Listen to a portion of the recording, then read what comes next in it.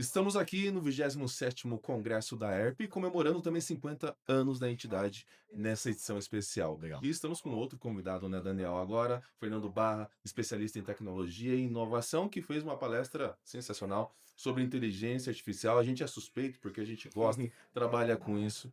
Se preparem que vai durar 4 horas. Brincadeira. Esse Papo vai Opa, longe, peraí. né? Vai longe. Fernando, você veio com o tema da inteligência ampliada, Legal. né? E eu tenho falado um termo que talvez pode parecer ofensivo, mas tem acontecido e me preocupa, que é a burrice ampliada. É a pessoa trabalhar com a inteligência artificial ou, pior, deixar a inteligência trabalhar por ela 100%, Virar um robô? virar um robô. E tem até a outra situação que você também, né, concluiu, a gente estava batendo papo ali, Sim, né? a gente também tem como você comentou, a resistência também Ao uso. exatamente. Porque Isso. não só pelo medo, mas também de achar que aquilo não acrescenta em nada. E aí, Uhum. a gente tá no... qual fase que a gente tá? Tá esse furacão todo, né? Pois é, eu gosto de dizer que a gente está na fase da ampliação. Aham. Legal. Quando eu explorei aqui a inteligência ampliada, foi para explorar a metade do copo cheio. Legal. Sim. Mas se a ferramenta amplia, ela vai ampliar o que está dentro da gente, a inteligência ou a burrice. Sim. Legal. Então, assim, me preocupa sobre um determinado aspecto que a falta de letramento, a falta de entender o que faz essa tecnologia, me faz utilizar ela da forma errada. Então, eu Ok. vejo uma série de pessoas que fazem o famoso Ctrl+C, Ctrl+V, Sim. e aí é o que vocês estavam falando aqui, na minha opinião, ela vira o robô na mão do robô. Aham. E se tem uma coisa que a gente não vai precisar no futuro, é de mais robô. Exato. Então, entre um robô e um robô humano, o robô mata e acaba com o humano. Todo mundo me pergunta, pô, a inteligência artificial vai acabar com os trabalhos? Acaba com o trabalho de quem virou um robô humano. Acaba com o trabalho de quem emburrece. E não vejo isso como uma culpa da pessoa até. Eu vejo isso como uma falta de entendimento Faz sentido. do que é e do que faz a ferramenta. Quando eu entendo o que de fato ela é, como ela trabalha e o que ela faz, aí eu posso colocar a minha inteligência humana para ser ampliada pela ferramenta inteligência artificial, e aí assim eu chego na inteligência ampliada. Sim. Então já podemos deixar até uma polêmica aqui para quem está ouvindo. Você pode ampliar a sua inteligência ou ampliar a sua burrice. É um fato, tá? Não tem como fugir disso.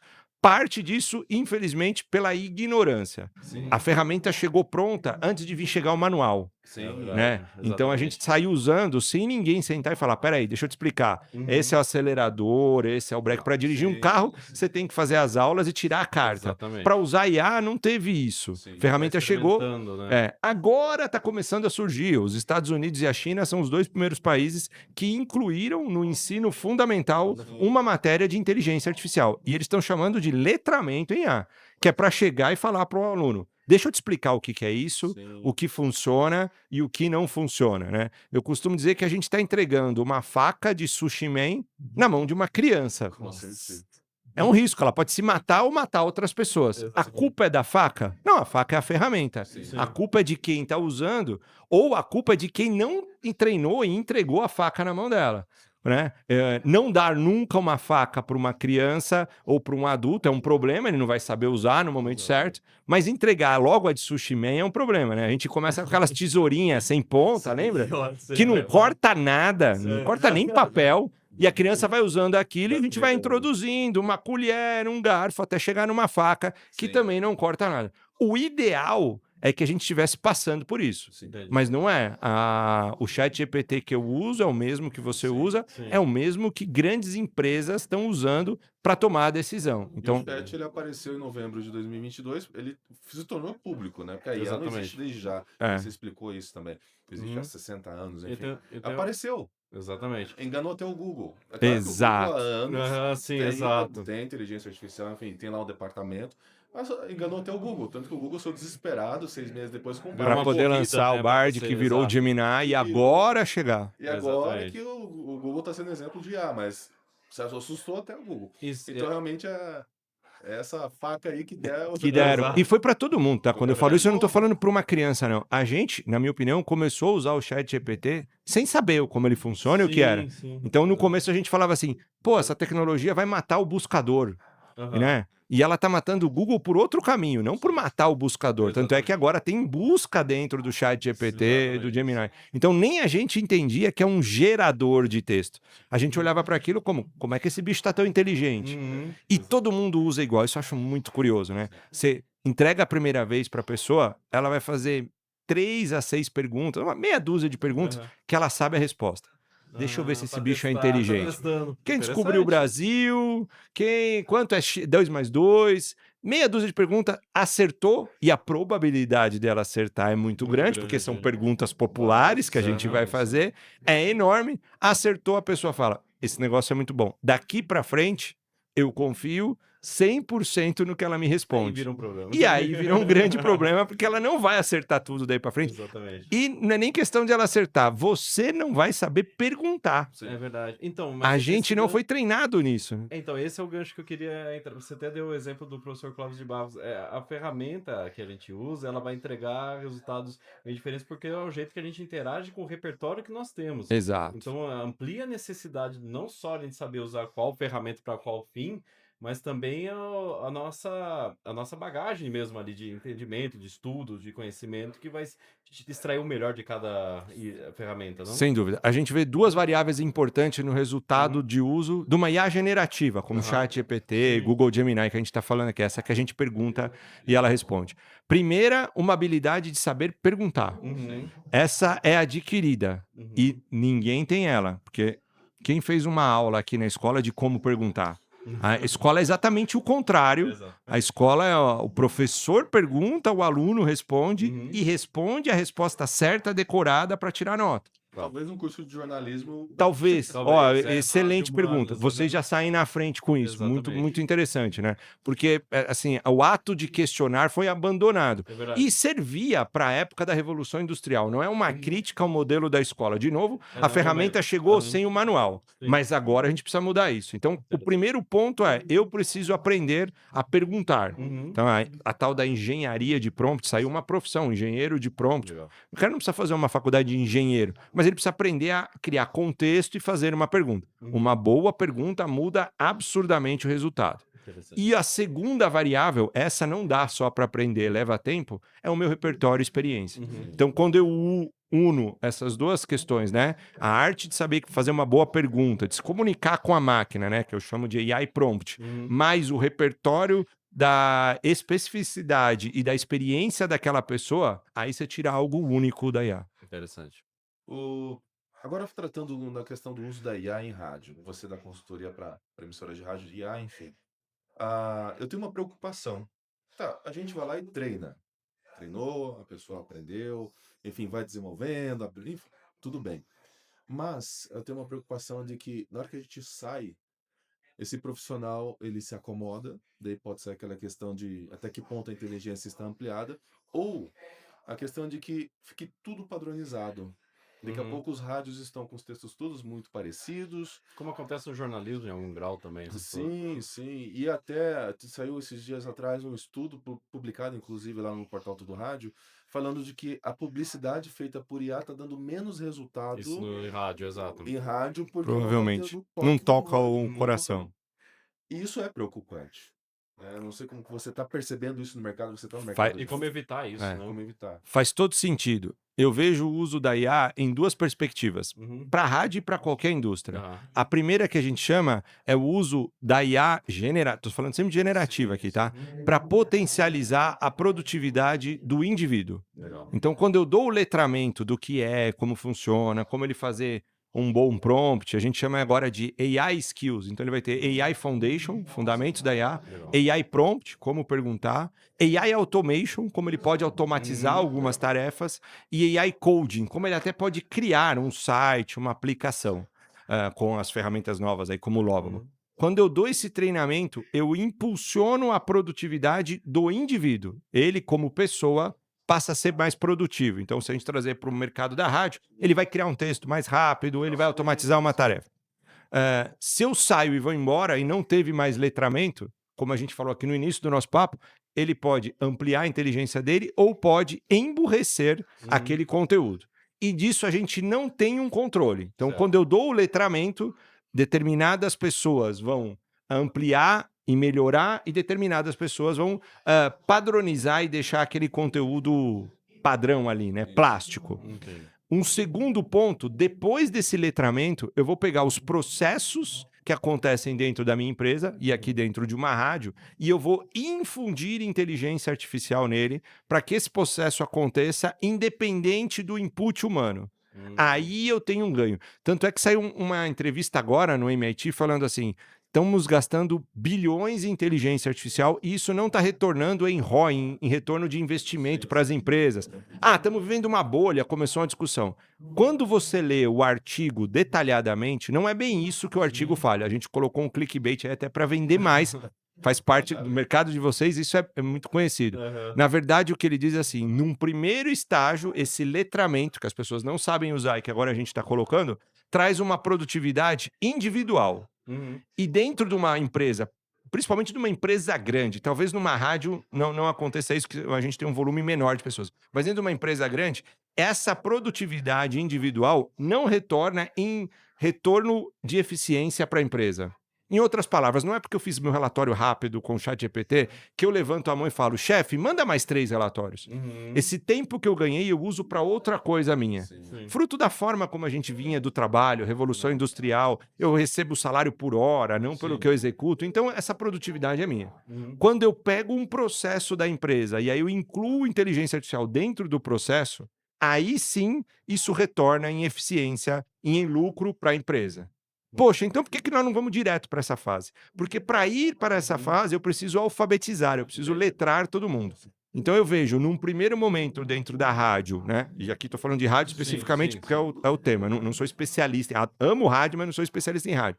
Num primeiro momento, quando eu trago a inteligência artificial para o pessoal de operação, Uhum. para o locutor e para todo mundo que trabalha ali, eu vou trazer uma produtividade para o time todo. Isso já vai retornar em qualidade para a rádio? Ainda não dá para saber. Pode Uhum. ser que sim, Pra alguns pode sim, ser pra que outros não, não. como exatamente como você falou, Cristiano. Agora, numa fase 2, agora que todo mundo entendeu o que tá fazendo, se eu pego cada processo e começo a incluir, como a gente fez num processo que eu citei aqui da Nova Brasil, que a gente pega o jornal que acabou de sair do ar, pega a transcrição inteira daquele Uhum. jornal ao vivo, que tem o conteúdo e a linguagem daquela rádio, Sim. que é uma rádio que precisa transmitir a brasilidade. Então o locutor sempre fala o borogodó, do dia a dia. Uhum. Na hora que eu pego aquilo e falo para uma IA, manter aquele texto, mas adaptar ele para transformar aquilo em um artigo para o blog, Uhum. ele exclui toda a parte que não era necessária para o conteúdo, cria um artigo da notícia para eu postar no blog, só que utilizando ainda um linguajar que foi falado. Então, quem lê aquilo se identifica. Esse é um processo que a gente infundiu inteligência artificial e que não corre o risco de emburrecer ou virar plástico, porque o conteúdo ainda está sendo originado pelo locutor Sim, na hora sim. que ele está falando. O que eu estou fazendo é adaptando ele para outros canais que antes eu usava um humano e que aqui a inteligência artificial faz melhor do que o humano, porque o humano pode estar num dia cansado, Sim. pressão, faz 3 artigos, ele vai fazer 3 artigos meia boca Sim. e a inteligência artificial vai fazer sempre na mesma qualidade. Identificar esses processos ainda é uma arte. Uhum. Aonde que eu vou colocar IA que ela vai ampliar o resultado? Aonde eu vou colocar IA que ela pode deixar isso medíocre? E se tem uma coisa que em meio de comunicação a gente não pode ser é medíocre, Exatamente. porque senão o mediano aqui não fala com ninguém, é o morno, né? Uhum, Então, ou eu tenho que ser exatamente. frio ou eu tenho que ser quente. Isso. Então, aí eu acho que o toque humano tem um valor. Eu não usaria para criar o conteúdo, mas indiscutivelmente eu usaria para adaptar esse conteúdo. É fenomenal sim. para isso. E é legal a gente entrar nesse tipo de discussão, porque a gente fica muito vê em congressos sobre o uso da IA, da adoção da IA, os profissionais ainda discutindo isso. Então a gente precisa passar para a questão da adoção, educação, e aí as empresas começarem, principalmente de rádio, já começarem a criar todo um ecossistema de Perfeito. regramento, de comprar onde ir, para justamente não perder essa efetividade. E a gente ainda não vê esse processo como um todo, e mais ainda na discussão de ou adoção ou não adoção. Acho que isso já deveria ser superado e a gente já partir para a educação e aí planejamento, não? É. eu ainda vejo uma discussão enorme. Não vivi essa época, mas pelos que me contam, parece parecido. Discussões inúteis, como foi com a chegada do rádio. Né? Tem um espírito maligno dentro dessa caixa, não vamos usar isso. Ou depois a TV, a TV vai acabar com o rádio. A gente está olhando para a IA e falando assim, não pode usar isso, cuidado. Olha, que dado você sobe nela para treinar. Esse é um mito que eu acho assim, o contrato deixa muito claro, se eu subir essa informação, a fornecedora da tecnologia, o OpenAI, o Google, pode usar ela para treinar a IA. Sim. Pode usar ela para publicar na internet? Não. Pode usar para treinar. E as pessoas inverteram isso para falar, subiu o seu dado lá, ele vai contar para todo mundo e falar o que é. Gente, de novo, óbvio que tem uma preocupação aqui com o LGPD, não vou subir qualquer dado, mas se colocaram do jeito de não usem. Tem grandes empresas que estão assim, o uso está proibido. Esse, na minha opinião, é o pior caminho. Acho que o caminho tem que ser assim, essa ferramenta chegou, ela vai mudar a forma como a gente trabalha, usem. Com cuidados, com parcimônia, mas usem. E aí, a melhor forma de usar? Letramento. Vamos treinar e educar essas pessoas. É um letramento que serve não só para nossa vida profissional, mas para pessoal, porque a gente vê as pessoas usando a IA até como psicólogo, uma série de situações. Usando da forma errada e, de novo, por ignorância, né? Eu tomo muito cuidado quando eu falo isso. Eu tenho falado demais. As pessoas estão usando da forma errada. Aí parece assim, não usem. Não é isso. Exatamente. As pessoas estão usando da forma errada. Vamos ler o manual e usar da forma certa. E vamos entender que o manual está em construção. Exato. Né? Quanta coisa a gente aprendeu disso, né? A gente não lê nem as políticas. Exato. Da... Agora a gente está falando que rede social é bom e é ruim. Né? Mas a gente embarcou nessa direto. Final de semana eu estava assistindo um documentário do Silvio Santos. Extremamente comunicador, que aqui nesse público todo mundo conhece.